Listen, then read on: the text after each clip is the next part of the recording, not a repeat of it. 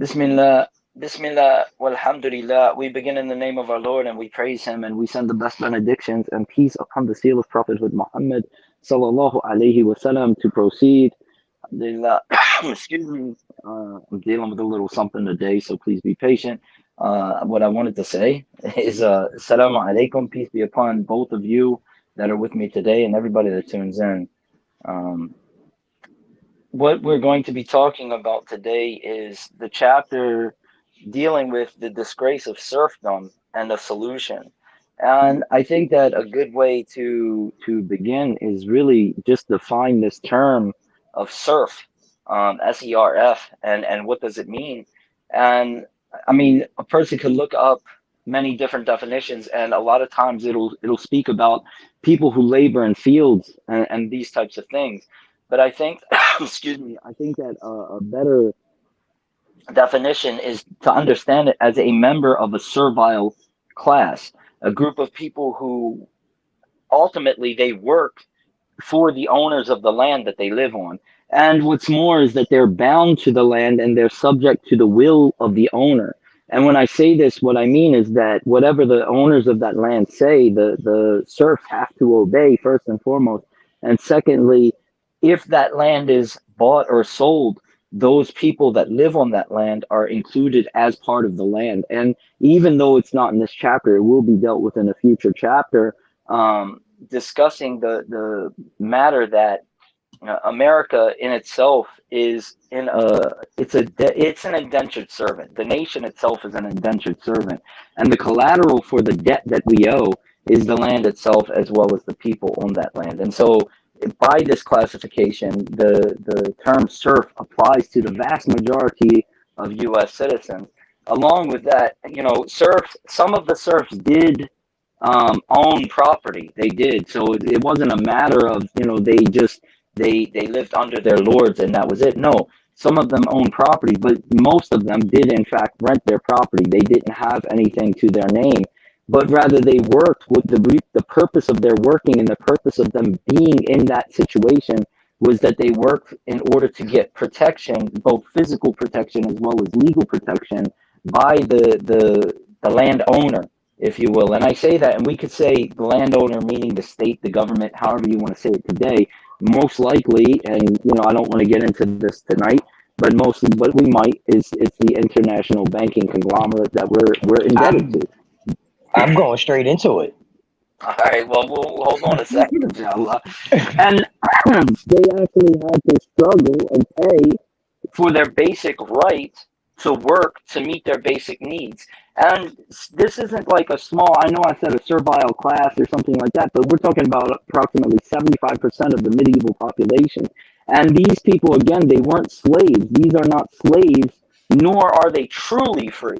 They are a people who they have to pay a fee for their right to work. They have to work in order to attain their protection from the people who own that land. And so we mention this because again, I personally see the vast majority, and I think 75% of American citizens is a good estimate, just like in medieval times, are serfs. Now, having laid that out, perhaps it's good to take a step back and say, Salaam alaikum, Yusuf. Today we have Yusuf Scott with us. Sorry, man. Um, and Adam isn't able to make it with us today due to a scheduling situation. And so we still wanted to have Yusuf on as a guest, whether Adam was here or not. And he agreed to come on with us. And so again, Salamu alaikum. If you could just take a minute and introduce yourself so we know who we're speaking with. Wa alaikum assalam wa rahmatullahi wa barakatuh. My name is Yusuf Scott. I live in the Seattle area. I've been Muslim for like 20 years. Alhamdulillah. And yeah, so I'm just interested to have a good conversation. Alhamdulillah, jazakallah khair. Thank you. I understand, and I could be mistaken. I'm kind of on the peripheral, but you're also doing the 101 Islam 101 lessons for Islam for Europeans. Is that correct? Correct. Yeah. Alhamdulillah. And where can people find that if they were interested? That's on the Islam for Europeans YouTube channel. So yeah. I'll see if I could provide a link afterwards, inshallah. Inshallah. So if anybody's interested in learning what Islam has to say, and those classes again, just for clarification, they're geared for people who enter into Islam, or are they good for people even that want to know about Islam? Yeah, so it's just kind of a basic course. I don't get into too much depth. It's just kind of like an overview of, what do we believe? What do our practices mean? What exactly is it that we do? I'm actually going to be recording this afternoon the lesson on the Siyara, the life of the Prophet Sallallahu Alaihi Wasallam. And getting a little bit more into depth with some of those topics and proceeding forward. So, Alhamdulillah. Jazakallah khair. Like I said, I'll do my best to put a link up. I'm not that tech savvy, so it might take me a little bit, but I'll get the link up, inshallah. Alhamdulillah. So, in this particular chapter, one of the things that I talked about really was the fact that in this culture of consumption, we're many times we're kind of indoctrinated to the idea of assimilation and a melting pot. And I start off immediately in the chapter talking about this leading to the loss of tradition, the loss of culture, the loss of identity of peoples. And I think that that's a good place to start. And then, we'll just flow from there wherever it goes.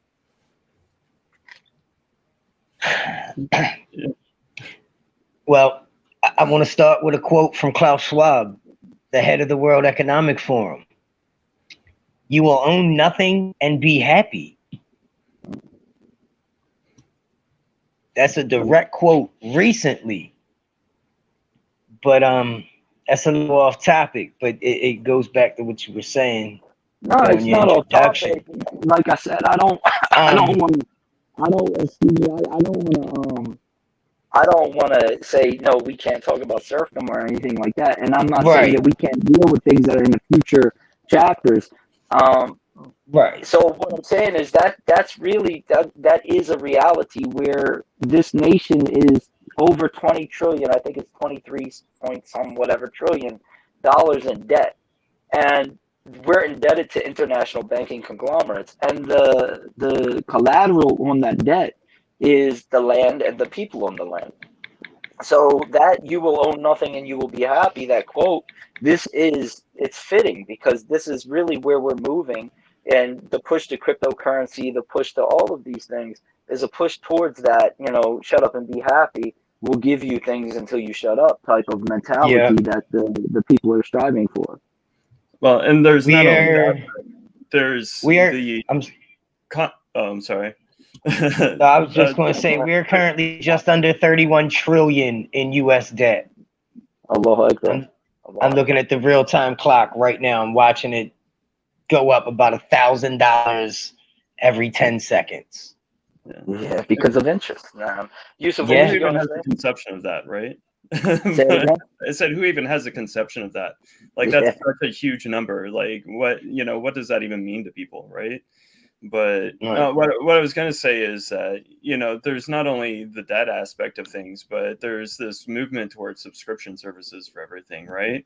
And so even here in I don't know what it's like in other cities, but here in the Seattle area, you get like the rental bikes, the rental scooters, and like all these things for people to get around in. There's the Ubers, there's all these different things so that the zip cars and all these little different rental services. You have all your rental streaming services now, so that like nobody, growing up, everybody had movies, right? Nobody owns like a hard copy of anything anymore.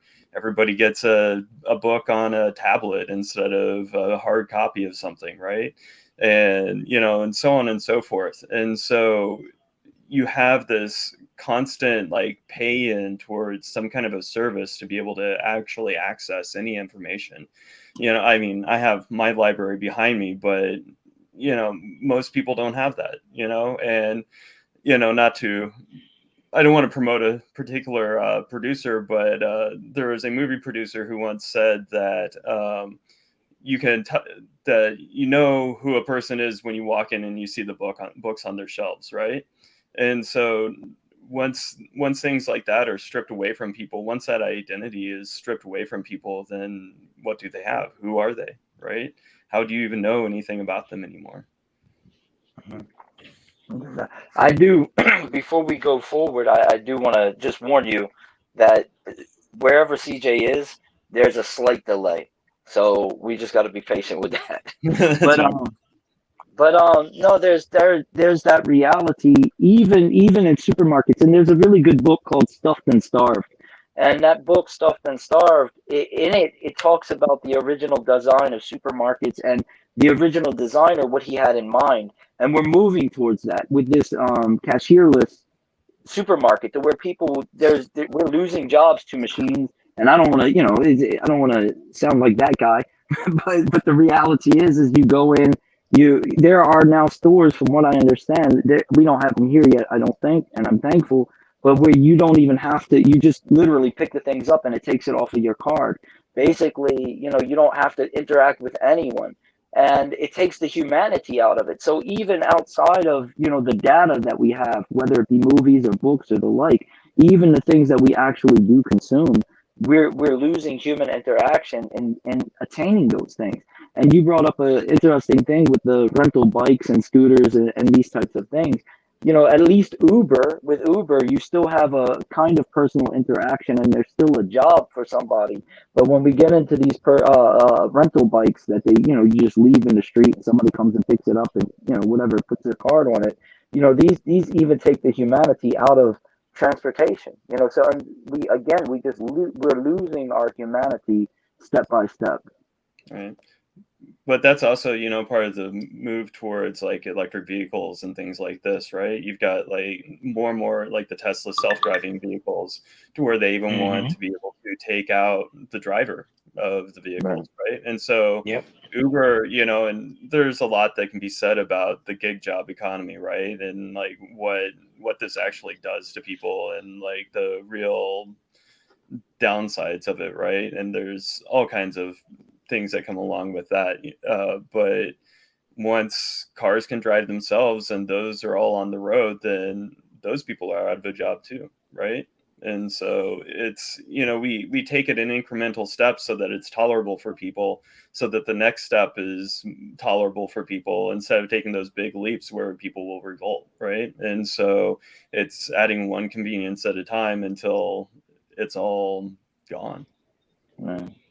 And that's it goes back, if we can turn back to what you said about the books being off the shelves.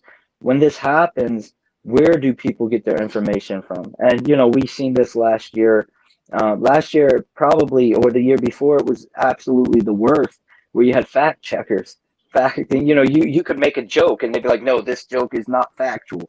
It's like, come on, dude, it was a joke, and so really there's a control of thought, there's a control of influence, and there's a control of what a person has access to in this kind of society, where we rely so heavily upon the digital, and it really, we see, not only is it a matter of assimilation, the melting pot that is America, that's one thing, but then it's a whole new level when we lose our interhuman connections, and so we talk about losing our tradition and our cultures just by assimilating. One of the points that I had made is, I think international corporations, trying to market and make us all homogenous, like we're all one whole.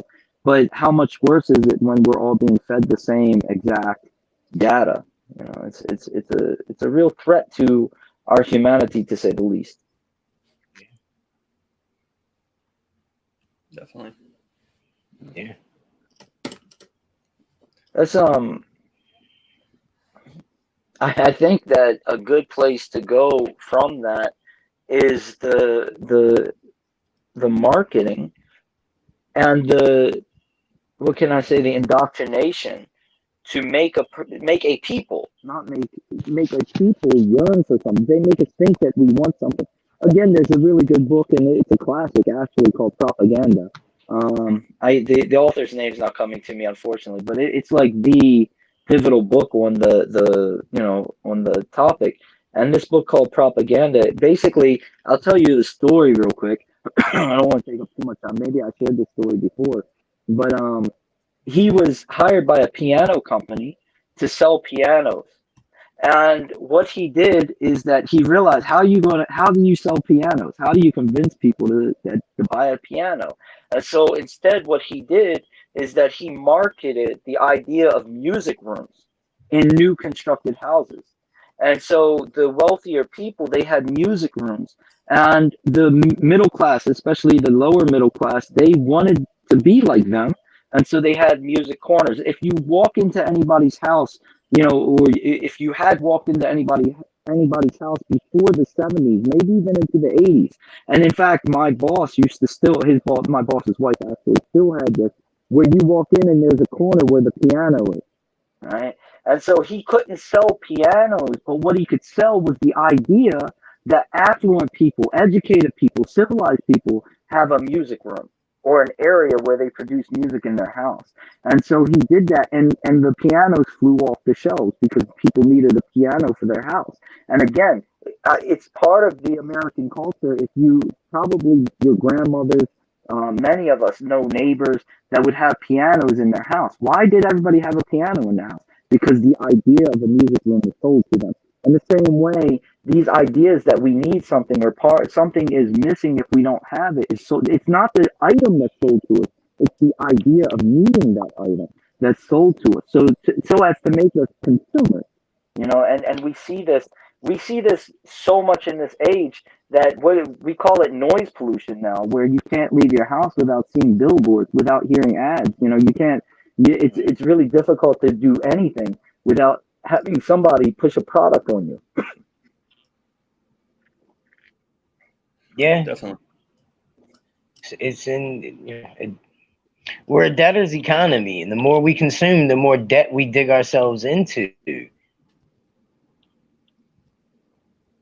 need to get back to a more traditional way of life, be more humble.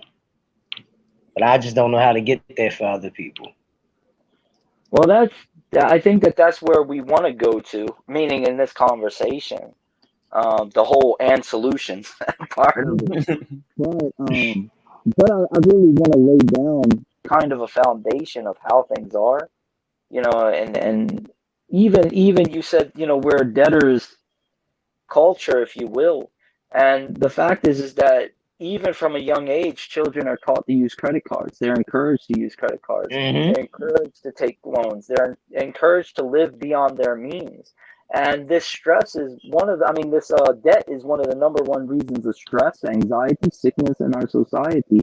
It's also one of the leading causes of crime in our society, is this encouragement of people to live outside of their means. And it goes back to what we were saying about serfdom, is that once you get people tied to debt, and they can't get out of debt. How can America possibly get out of $30 trillion of debt? What's the way? There's actually, realistically, it's over $1 million a day. I forget the interest rate, but it's over $1 million a day interest. How could we possibly get out of that debt?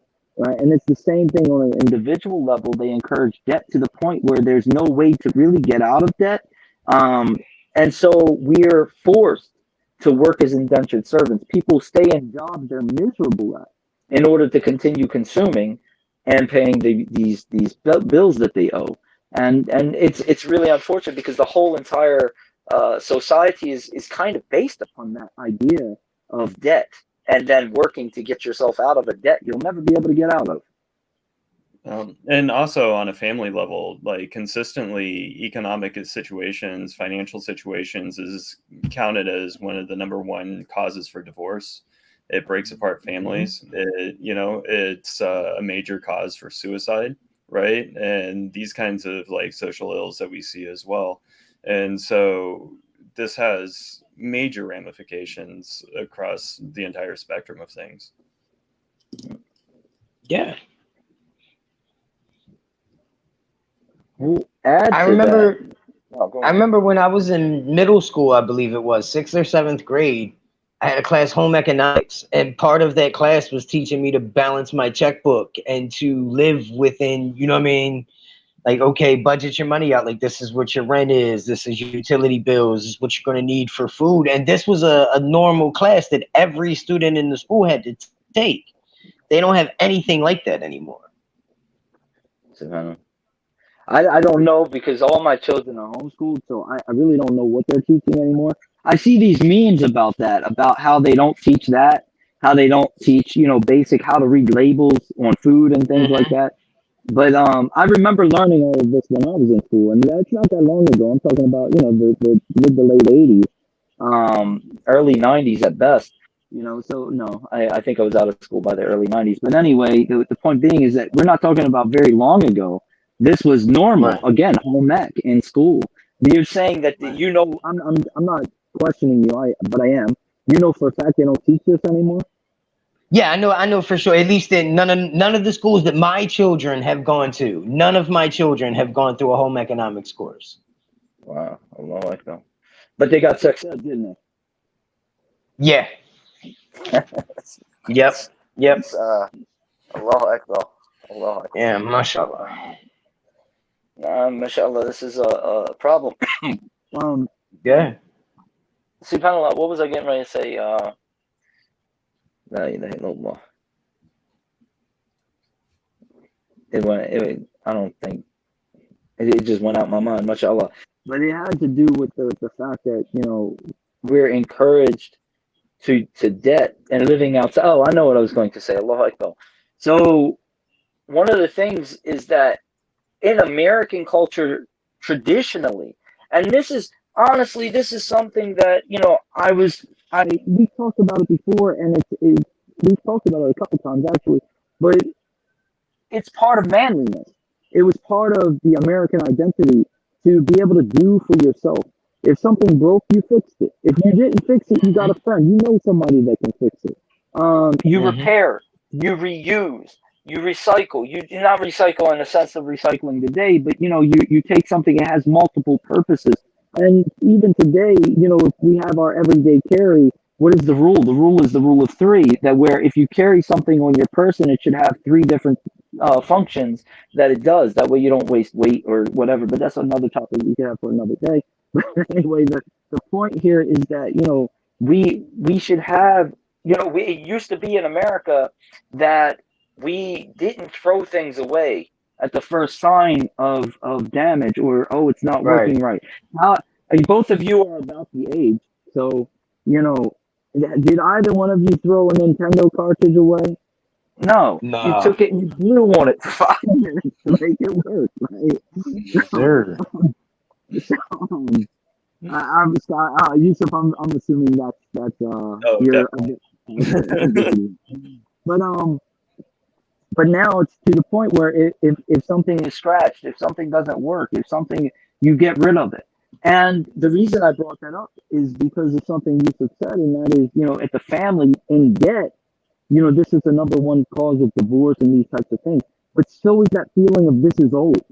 This is old. This is outdated, or this isn't functioning the way that it used to. And so I have to replace it with a newer model. And we treat family like that. We treat relationships like that. And so we never get to the part where we're building, because we're constantly in a stage of infatuation. And when that infatuation wears off, we get rid of it, build something new. Infatuation, once that's done, we go to another one. And so even human beings in our lives are replaceable. This is the mindset that this is cultivating, and it's a huge problem. Yeah. Well, and there's a real obvious example of how this is forced upon us too, right? It's the smartphone. 10, 15 years ago, nobody had a smartphone, right? They didn't even exist. We had no need for them. We lived our whole lives. If we needed to find a friend, we drove around town, rode our bikes, did whatever we needed to do to be able to find them, right? And now they're forced upon us. Who can, you can't really even live a life anymore without one. And then not only that, but there's every year they have a slightly better model, right? It's just slightly tweaked up so that it's a little bit better, right?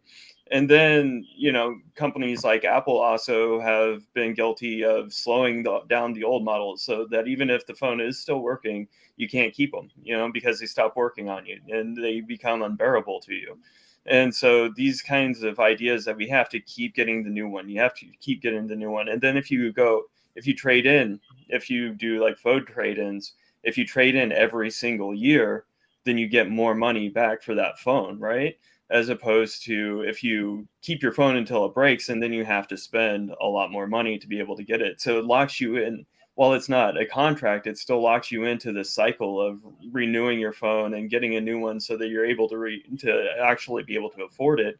Otherwise, if you go 4 or 5 years and keep using your phone, you end up having to put in a lot more money towards getting that all at once. And so it continues to force these kinds of ideas and these, this keeping up with the Joneses kind of thing upon people. Yeah. No, absolutely, mashallah. And you brought up that's a wonderful example. And earlier you had mentioned what I'm sorry, man, I'm so outdated. The electronic cars, what do they call e-cars? I don't know what they're called. Yeah, but EVs. Vehicles. Yeah. What is it? The electric vehicles. Yeah, electric vehicles. These cars, we had a president that said, if you want to save the planet or whatever, getting an electric vehicle. This is being pushed on the American people to where we're almost forced to buy something that most of us can't afford and don't want, and most likely will be dissatisfied with. In order, the government is really actually passing mandates that are going to push the population into this position, causing us to buy something new. And once that happens, it's going to be the same way with the phones, where each year there's going to be, a slight update where you can transfer your old model into the new model. The battery will last longer, or it'll take less time to charge, or, whatever it is. And so people are going to get into this habit, even with vehicles, when, you have people, or I'm sure you still will, but classic cars are a thing, people take care of them, people keep them up to date, all of these things. But I think that moving towards the electronic vehicle or electric vehicles, I think that it's going to be very similar to the situation with the phone, honestly. Right. Well, and here in Washington State, where I'm at, they have already passed a law that they have to stop selling gas-powered cars by 2030. So, yeah. So, they did the same in California, and there's a law trying to be pushed through in Maryland as well. Yeah. Cool. And so, yeah, and I think in California it's 2035. And so, yeah, I mean, this is coming right down the pipeline. And you see like the big, the battery technology isn't there for them. I saw an article about somebody who drove from, I think it was New Orleans to Chicago. And they said that in like the 4 or 5 days that it took them to drive up there, they spent more time charging the car than they did sleeping. It's like, and I go to the gas station and there's a line of the electric car chargers, and people are just sitting in their cars, sitting there waiting for them to charge while I pull up and fill up my car and then drive off, right? And they're sitting there watching something on their TV, on their like laptops and like different things like that, because they have to sit there and take that time, because it's tens of thousands of dollars for the chargers. If the battery goes bad, that's like $30,000 for a new battery, these things, and then you can't even go that far in them. And so it's a limitation on travel as well. So what's really funny is, because I was about to say, I don't want to talk about hypotheticals in the future. I want to actually keep it relevant to what's really happening now. And then you guys just busted out with that. This is I mean, but that's something that is now. That those are laws that are being passed now. Those are things that are being forced upon us. And really, a lot of Americans are like, okay, that's cool because the electric cars save the environment, but they don't understand the damage to the environment, the 500,000 tons of earth that needs to be moved for the 5 tons of raw earth material that goes into each battery. Right. And the oppression of the people they have. Yeah. Not to mention that the vast majority of these mines are in the middle of Africa and are owned by China. Right. I don't want nothing to come from China. What happened to Made in America? What happened to being proud of having products made right here at home. And It's that's almost another like thing. it's almost like we're shunned upon now. That's another thing about I don't ask people their politics, and I don't get into politics. I know CJ, I know where he stands. I think I know where you stand, Yusuf, but I don't want to speak on your behalf. But that's one good thing about the Trump administration that I don't think that any honest person can deny, and that is that he really pushed an idea of made in America. He pushed for American production again, and I think that Yeah, that's one of the greatest shortcomings of our nation as a nation is that we are a nation of consumers and we are encouraged to consume and consume and consume, but producing is not really something that we do. And even our yeah. farmlands, the products, or we could say the production that comes from our farmland is actually a lot of it is subsidized because we're exporting those things where they're not actually for the American people. So, for example, soy and corn and these types of things, we have NAFTA and all of these things where we actually give, well, we don't give, but we're in these trade agreements that actually mean that our farmers have to work to produce food for corporations rather than the American people. And we see this, this is new America to where we are not producers. We are strictly consumers of other people's goods. Yeah, I mean, we became a service economy, right? And this happened, over the last 50 years or so, right? Especially since the 70s. Like, that it's just we've continuously outsourced all of our labor. We've shut down all of our factories in the US, or the vast majority of them, shipped them overseas, and what little that we don't produce,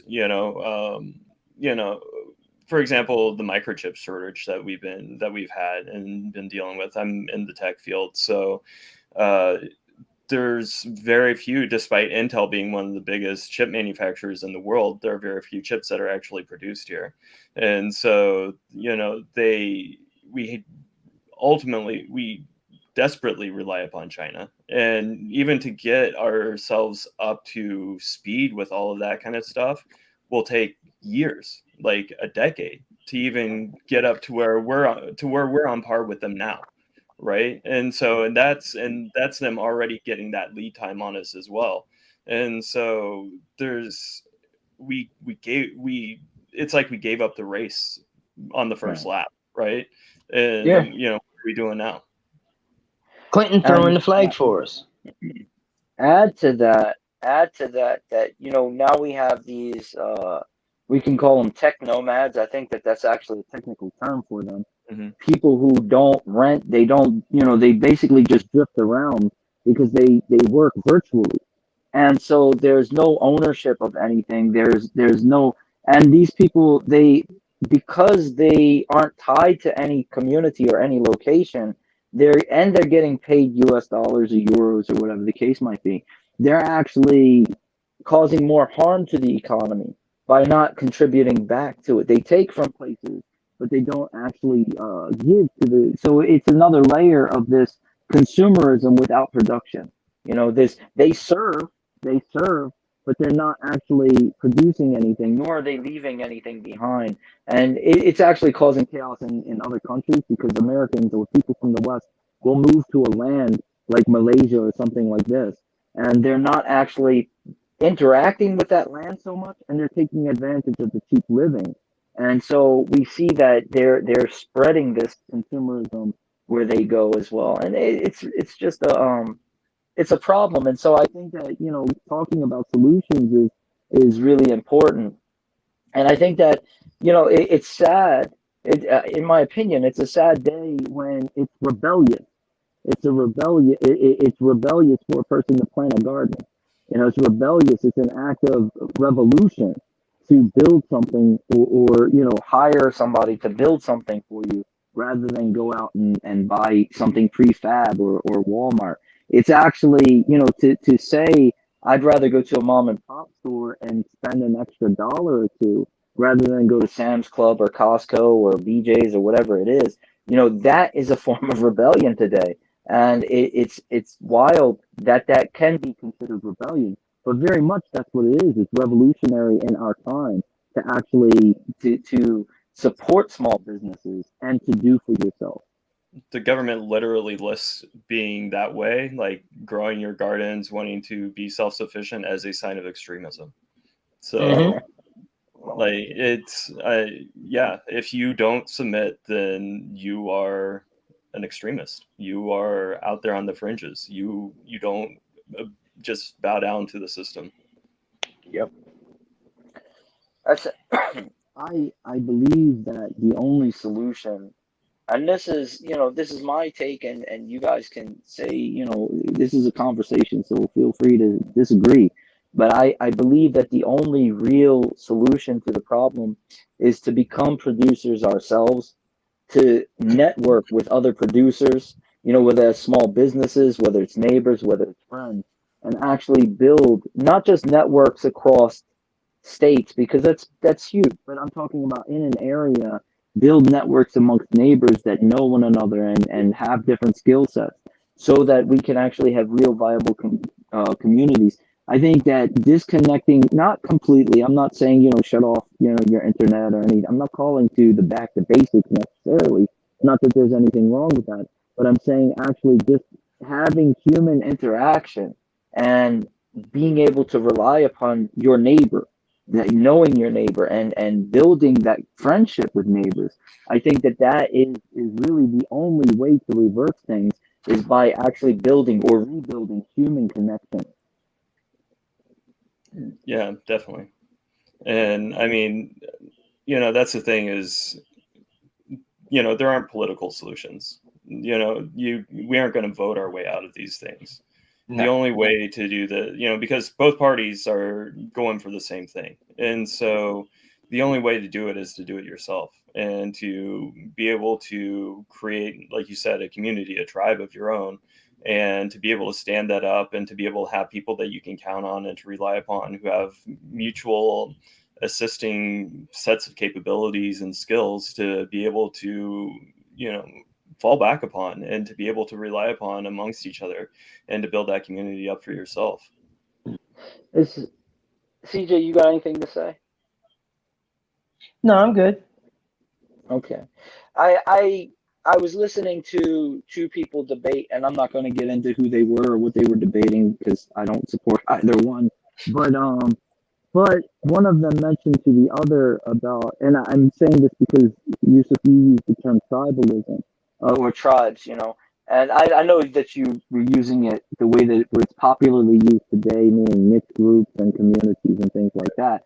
But the one of the people on this particular podcast or interview or whatever you want to call it, he basically was talking about the idea of national identity is tied to land, blood, and faith, right? Land, blood, and faith, or land, blood, and God, really. And I really appreciate that idea, because when we talk about community, we're talking about people who have shared identity. We come from the same place, or better yet, we live in the same place. We are family. And that doesn't necessarily, I think that an important point here is to say that when you intermarry with your neighbor, when your daughter marries the neighbor's son, and your cousin marries their cousin, these bonds of marriage, that's what builds family. It builds a network of family. And so I might not be blood with him, but our grandchildren are, and our great grandchildren are. And so we're building a network of blood. And this doesn't mean, and I just want to be clear about this, we're not talking about, pure bloodlines or anything like that. Yeah, I say this because people can easily come on and say, oh, listen to this. I'm saying I could care less. My thing is that if a people share an area and they commit themselves to one another by building bonds of family, right? By building real bonds of family, blood bonds, and they share a spiritual identity, then this is a tribe. This is a tribe. And building upon these three things, it actually it strengthens a people to give them the power to do the things that are necessary to do. But as long as they keep us divided in all three of these areas, as long as they continue to break down the family, get people to move for this job or that job, people are ready to leave it on a moment's notice if their paycheck is involved. So as long as they keep us divided on blood, on a family level, as long as they can continue to keep us divided on the land level. And as long as they keep us distracted from our God, then they control us, and we remain powerless. It's not until we actually come together to form real viable communities working together on our shared identity that we're really going to make an impact. And that's again, this is my opinion. You're more than welcome to disagree.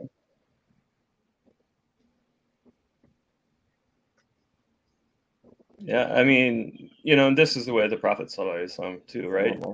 I mean, you look at the Mu'mineen and the women that he married, and they were from multiple different tribes. And a lot of times it was this marriage between him, Sallallahu Alaihi Wasallam, and his wife that was what tied those bonds together and what kept those tribes, even after Rasulullah Sallallahu Alaihi Wasallam passed away, he kept those tribes connected to Islam, right?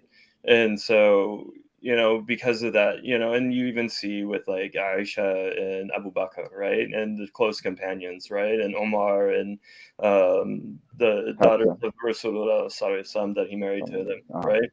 And, you know, and so you see that there's all this connection, right? Fatima and Ali, right? And so there's, you know, there's this, even within different tribes, uniting them by this blood, like you said, within this land and with this common faith. And that was what kept them strong. And the Arabs conquered the world because of it, right? And so, subhanAllah. I would add to that, you know, that's a healing too. And this might be an unpopular view with people, and I'm fine with that. But I'm fine with people disliking or arguing against what I say. But Abu Dhar al-Ghafari, may Allah be pleased with him, you know, had had said something to Bilal.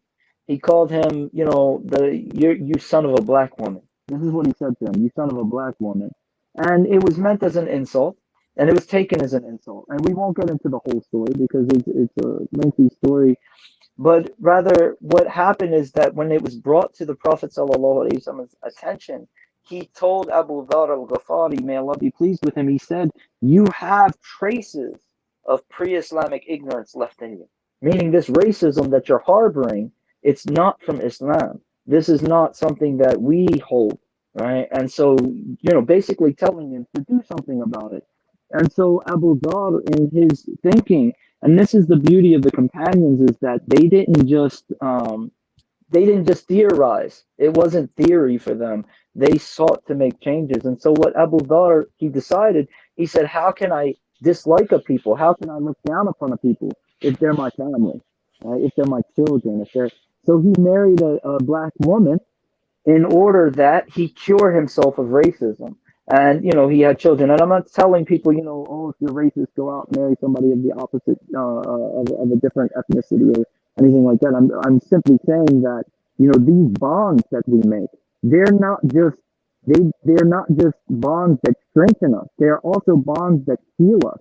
And that could be whether it's, you know, racism, whether it's, you know, it can cure a myriad of social illnesses when you connect yourself by blood bond to a people that you had a disconnect with in the past. And so there's good in these things, inshallah, and God knows best. And yeah, I would just add to that, coming together in local areas to live in a proximity to where you can actually support one another. For example, just not right now because CJ, you know, he's away right now. But if CJ lives maybe, you know, what, a 10-minute walk, you know, from me or something, or maybe 15-minute walk from me, and 15 minutes slow bop. Yeah, so it might take me 3 to 4 minutes to get there in my car, maybe, right? The reality is, if he called me and said, "Hey, I need you," I could jump in my car and go there immediately, right? And it's not an issue. Whereas right now, if he called me or if you called me, it's like, you know, what can I do from here? You know, and so this idea that we want to be in proximity with people so that we can actually be a viable help to one another. And I have a beautiful garden out my yard. It's actually not that small, thankfully. Just yesterday I picked 7 eggplants. I picked, you know, I was going to make a joke. I picked a peck of peppers. But I actually filled my straw with peppers, green peppers and spicy peppers and things. We got tomatoes growing and everything. It's the end of the season, so all these things are starting to dwindle. But now I'm getting ready to plant kale and spinach and these types of things. The greens are going to grow deep into the winter. And if my neighbors are hungry, we have food, right? And that's the way that it should be. Is we have this neighbor has that. Um, One of my neighbors is an example. A friend of my wife.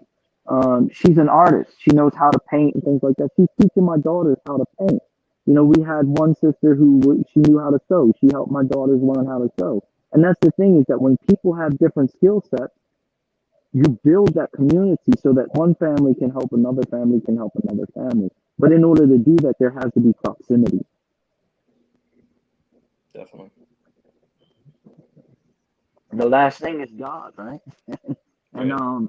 that's I think that and one of the verses that I hold fast to is Allah saying, and I think that I think it's the second ayat of the third surah, but I could be 100% mistaken. But Allah subhanahu wa ta'ala is telling us, don't let your dislike of a people affect what you do. تعاونوا على البر والتقوى ولا تعاونوا على الإثم والعدوان. Help one another, assist one another in that which is good and virtuous, and don't help one another in sin and transgression. And then he adds, وَاتَّقُوا and have a general fear of God. And so it's a beautiful thing because we're encouraged in the Quran to work with our neighbors, even those that aren't Muslim. But and I bring this up here because we do want to encourage people back to God. That's our call ultimately, is reminding humans that we have a Lord. But in doing that, we shouldn't say, "Oh, they're Christian, I'm not going to work with them," or "They're Jews, I'm not going to work with them," or "They're this, I'm not going to work with them." We should be models for people, and as long as they're people devoted to God, then we should work with them. That's my opinion. And again, I'm open to disagreement with someone. Yeah, I can work with people I don't like. I do it every day. I mean, yeah. I think working with people is one thing, but like you have to have a close tie with people, and the people that you're going to have the closest tie with are the people who are closest to you, right? Whether that's how you think, how you feel, your family, and things like this, right? And so, I mean, speaking for myself, I don't hang out with people who aren't Muslim, right? I don't spend that time with people who aren't Muslim because I don't have those things in common with them. I've tried to, I'd like to hike. I've tried to go on hikes with people and like different things like this. And, they get in with a hike and they want to go to the bar or something like that afterwards. And I'm not doing that. Right. And so it's just a lot easier to just surround yourself with the people who are closest to you, and then you interact with the people who are outside of that circle on the basis that you need to, and then you leave it at that. And yes, you set a good example with that, but if they want to come into that circle, then you have to make sure that they're on the same page. Right. Well, me personally, I'm kind of in the same way, same method as you. Not necessarily intentionally. It's not something that I consciously have done. It's that I have no reason to like. There's nothing that I guess that sounds mean, but I have no reason to interact with non-Muslims. I'm kind to my neighbors. I check on my neighbors. People when I go to the store and stuff like that, say hi to them or whatever the case might be. But I don't have any non-Muslims that I actually spend time with. For that very reason, our lives, even the friends that I used to have in the past, I went one way and they went another. Not because there's any animosity between us, simply because we live two different lifestyles. And I think that that's something that will naturally occur. Um, and I also one of the things in building our own tribe, it has to be built upon shared. I talk about this all the time. Shared pedagogy, shared politics, if you will, meaning that a shared aim, and also shared spirituality. And if we don't have those three things in common, then there's only so much that we can, or so far that we can become close. You know, that closeness is only going to go so far because we lack things that are at a foundational level to relationships. Definitely. But ultimately, what I was saying, just to be clear, that if you have a neighbor who was a Christian, like I don't live close to Pennsylvania. I know people who live in Pennsylvania and their neighbors are Quakers.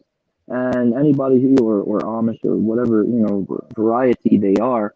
But, these are people who live on the land and they do for themselves and they don't trust the government. And these are good people to hook up with. These are good people to work with because they have a skill set that is wonderful, and you can learn from them and you can benefit from them, and hopefully you can benefit them in return because we want to be people. We're not parasites. We want to be, the benefit to be mutual. But in saying that, I'll just raise one more thing. It's also a matter of knowing who you can trust and making sure that you build bonds of trust to where you don't have to worry about this person, going and telling the government, oh, he's part of this friends group. You don't want that kind of the doubt in your mind as well. So, and that comes in with, again, getting to know people and working with them and having true working relationships with them. No. I'm just antisocial. I want to deal with people as little as possible. All people. I've seen a meme. I like it. It fits me well. It said I used to be a people person. That's not really true anyway. But anyway, it said I used to be a people person and then people. So and there's a reality there, mashallah. But alhamdulillah. No, I mean, and I think that the main aim of this conversation is really pointing out that whether Americans want to realize it or not, whether we acknowledge it or not, that we are a serf class. And the fact that we have to pay 33% or whatever it is of our labor, pay that much of our income, we don't even get to see it when we get our money because they take it out before we get our money, is an indication that we're literally paying for our legal and physical protection. We're paying for our right to work. We're paying for our right to actually attain our own basic needs. And a lot of times what we get to take home isn't even enough for the basic needs, such that people have to work several jobs. And so if we don't recognize that we might not be slaves, but we're certainly no longer free people. And what is between the two other than serfs or indentured servants for that matter? Really, really making that very clear and understanding that the only real viable solution is coming together as human beings in real time, not on social media, on real time, and producing together and working together and building real relationships together. I think that's at the heart of what I personally wanted to discuss here. Is there anything you guys wanted to add to that, or Well, my personal philosophy is taxation is theft, right? So, and with the hiring of a bunch of armed IRS agents, it's armed robbery, right? So, yeah, and that 30% is only what they tax you to make money, right? That isn't what they tax you to spend money. That isn't what they tax you when you die and your money gets passed on. That isn't what you get taxed when you invest your money and then you get money back from it. That's, what I mean? And that's only the federal government. Fortunately, Washington doesn't have a state income tax, but we have almost an 11% sales tax, right? And so, not to mention the taxes that are on gasoline that you don't see because they factor them into the prices and so on and so forth on down the line that you're paying like so much on taxes, whereas, you barely spend any of your money on the actual goods and the things that you own, right? And not to mention if you own land and the taxes that you pay on that. And so, all of this is it's literally stealing money from people.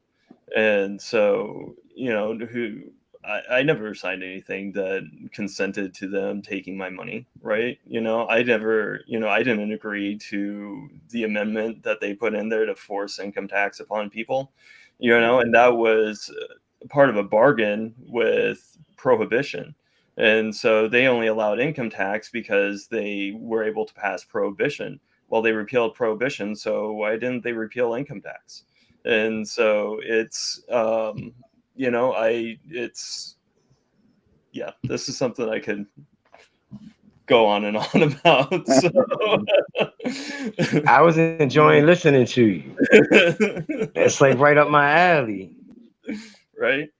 And so, yeah, it's all corrupt. And who are we paying that to? Right back to those, to that global cabal of bankers and financiers that you're talking about, all these politicians who've been in government for decades and do the same things that they've always been doing, right? And so, yeah, it's just, like I said, it's armed robbery. Yeah. So if I could ask you one question, right? What and I'll ask you, and then CJ, you could think about it for a minute. If you could suggest one thing that a person could do in their life in order to get out of that system, as much as possible, and begin to cure. I want to say lift themselves up out of that situation and cure or remedy their situation, their personal situation, not for their family. Because honestly, we could talk about community, but if an individual's not doing anything, then community is not a possibility. And so, do you have any ideas of what a person can do on an individual level to remedy their situation, get them out of that rut, if you will? I don't even think of it as a rut. It's more like a pit of indentured servitude. So, do you have any suggestions that an individual could actually, an applicable, something that somebody could actually do to change their situation? Use local businesses and paying cash, right? I know local businesses that if you pay in cash, they don't charge you tax. So, it's, I'm not suggesting anybody do anything to avoid taxes or making any kind of legal assessments of anything. But at the same time, go to farmers markets, go to these little pop-up stands where they have people, all the craftsmen in the area who are selling their goods, buy stuff from them, and paying cash.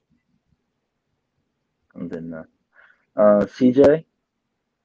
Yeah, I was gonna say much of what he said. Local businesses, support, go back to what you were saying, support like-minded people, support, make sure you put your money where you trust the people and it's gonna go to something that you agree with. Also, learn to live within your means. And I know that's hard for people. It was extremely hard for me to learn that lesson, and I'm still struggling with it. But yeah, digging yourself in debt, you just prolonging your agony. Alhamdulillah. What you said about living within your means, this is something that I was going to touch on, and that is, stopping the use of credit cards and the like. Just don't use them. I mean, bank debit cards, or what is it called? The credit logo debit cards, where it says Visa, but they only use the money that's in your bank. That's one thing. But actually having a line of credit is something else. And so I would encourage people to get rid of that line of credit completely. And then along with that, one of the interesting things is that we love to eat easy food. We love to eat easy food. Go get a little box of Debbie's, or get a box of little Debbie's, or I don't know what might be in your area, Hostess, or whatever the case might be. We like to go get prepackaged food and all of these things. And you might have to pay a little bit more to go to a local market and get food that you actually have to prepare. But I think that going back to eating food that where it comes from, and you get to prepare it yourself, I think that even paying a little bit extra for that actually not only helps you to live a healthier life, but it actually helps the local economy, and it gets you out of that system of supporting international businesses and supporting this unhealthy lifestyle. So not only getting rid of the line of credit, but also eating better, making your own food, getting local food, and as Yusuf mentioned, buying it with cash. I think that these are all viable solutions that people, they might be uncomfortable for people because it's so easy to go to Walmart. It's so easy to go to Target. But and it's, you might save an extra $3, but it's worth it to pay the extra money to support the local business. It's worth the extra time that it takes to go, and it's worth the extra effort that it takes to make your own, or take the parts and make it, than to just give up who you are as a human being for convenience. You know, and so I think that all, may Allah reward both of you for this advice. I think that all of it is really good, and ultimately it goes back to trusting in God, and remembering that if a people forget God, they'll inevitably forget themselves. And so being a people who go back to God, inshallah. Alhamdulillah. With that, Yusuf, do you is there anything you want to add? No, not really. I think. CJ? No, I'm good. All right, so we'll go ahead with the closing thoughts, inshallah. Yusuf, I do this every time just to kind of get a summary from each person of what they're thinking, and advice that they would want to leave the audience with. I like to say, for example, if this is the last video you make, it's on YouTube now, and so if this is the last message that you give to humanity, what is it that you would want to leave them with? I don't want to put too much weight on your shoulders, Yeah, that's but impressive. Do we have another hour? but alhamdulillah, hopefully we'll be having you on more often if you're cool with that, inshallah. Yeah, But inshallah. but yeah, no, I mean, any closing thoughts? Really just learn how, like we've said throughout this, learn how to do things for yourself. Learn how to work with your hands. Learn how to fix things. Like I fixed my mower over the weekend. I've never worked on a small engine before, and I got it up and back running again, right? And Nice. learn how to do minor car repairs. Learn how to change your brakes. Learn how to change your tires. Learn how to do those things, right? Learn how to grow a garden, like you said, and meet people around you and foster relationships, and things will change. Alhamdulillah. Alhamdulillah. Jazakallah khair. CJ? Nothing will change until you put the work in. Wise man once said, if you want to make a change, take a look at the face in the mirror and start with that one. I know I paraphrased and messed it all up, but Not to mention that's it's it. Michael Jackson. Hey, look, you telling me he ain't have his wise moments? Hey man, he did. I just thought it was funny. That's all. Alhamdulillah. It's okay. It's all right. At least you didn't start singing it. That's all. No, that's too much torture. Alhamdulillah. And I think that we've mentioned so much in this short video, honestly, and we've covered most of the basics that, that people should be aware of. And so my own final thoughts, I'll share, what Allah said, and it's better than Michael Jackson. I'm teasing. But Allah subhanahu wa ta'ala said, Inna Allah la yughayyiru ma bi qawmin نعم ما بقوم حتى يغيروا ما بأنفسهم, that indeed God is not going to change the condition of a people. He's not going to change the condition of a people until they change what is within themselves. And so if we really want to heal the world, if we really want to make the world a better place, if we really want to establish communities and fix the society that we find ourselves in, we really have to start with our own families. And in order to heal our families, we really have to start with our own selves. What's going on inside of our hearts? What are we connecting our hearts to? What's going on inside of our minds? What are we filling our minds with? Until we rectify our own situation, recognizing what's wrong, and committing to fixing that, and intending to build our relationship with God, intending to build our relationship with humanity, nothing will change. Nothing's going to change. And so if we really want to heal the society, if we're fed up, if we're tired of how it is, if we recognize that it's, going downhill, the only way to lift it back up is by changing what is within ourselves. And I would hate to follow up the Quran with somebody, who is non-Muslim, but I will say perhaps he's on par with Michael Jackson. And that is Gandhi said, be the change you want to see in the world. And that's a reality. If we really want things to change, then we have to. God is not going to do it if we're not putting in the work, right? God is not going to change our Right. condition unless we work for it ourselves. And so we have to be who we claim to be, and work towards what we claim that we want. And with that, I guess we'll close it up. Yusuf, I really thank you for joining us. CJ, it's good to have you on. I hope that we could have Adam on soon. Join us soon again. And with that, salamu alaikum. Peace be upon both of you and all of the viewers as well. Inshallah. Subhana rabbika rabbil izzati amma yasifun wa salamun al mursalin walhamdulillahi rabbil alamin.